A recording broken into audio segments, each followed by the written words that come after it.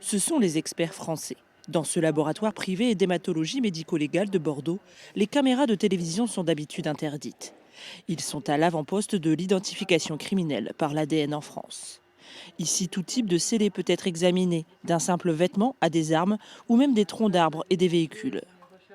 Ici, on réalise la recherche des traces biologiques. Donc, on travaille sur le sang, sur le sperme, les cellules de contact et les éléments pileux.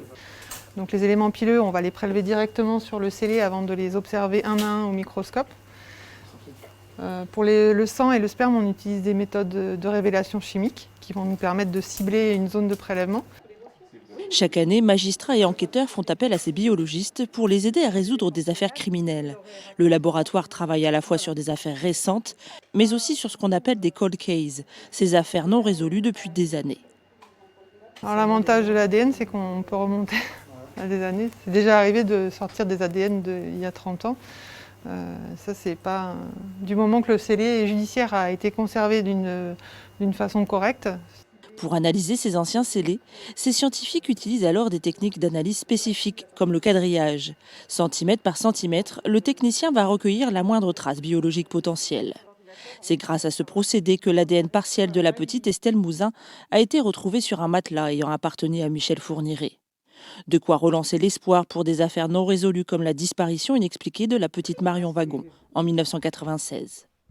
Des affaires très médiatiques, mais pas pour le professeur d'Outremepuich, fondateur du laboratoire. Quand on va déposer aux assises, c'est la vérité, on ne lit pas la presse sur ce dossier et on n'écoute pas la télévision sur ce dossier. Le but, c'est d'en connaître peut-être le moins possible pour avoir une impartialité au niveau de la recherche et de l'analyse ensuite. Aujourd'hui, avec les progrès scientifiques, une seule cellule peut suffire pour établir un profil génétique fiable, grâce notamment à la technologie de la microdissection laser.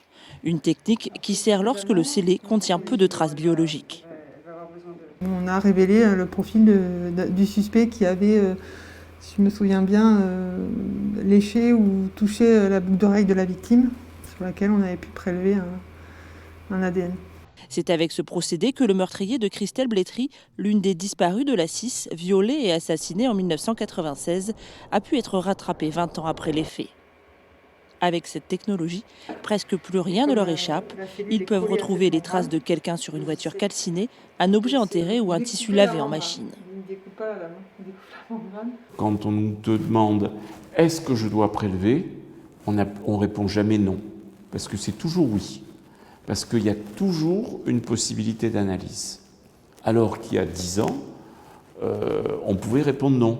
Est-ce qu'on peut analyser une culotte ou un objet, un t-shirt qui a été lavé? Oui, on sait le faire. 25 ans après son ouverture, le laboratoire d'hématologie médico-légale de Bordeaux s'est lancé dans un nouveau pan de recherche. Grâce à la trace ADN, il est désormais possible d'obtenir la couleur des yeux, des cheveux ou de la peau d'un suspect. Je pense qu'on est à l'âge de pierre. Donc, c'est-à-dire, on est au tout début. On aura des analyses qui vont permettre d'avoir la forme du visage et on va avoir la figure de la personne selon l'âge. Cette analyse, dite du portrait robot génétique, a trouvé sa première utilisation pratique en 2013 en aidant les enquêteurs lyonnais à résoudre une enquête de viol en série.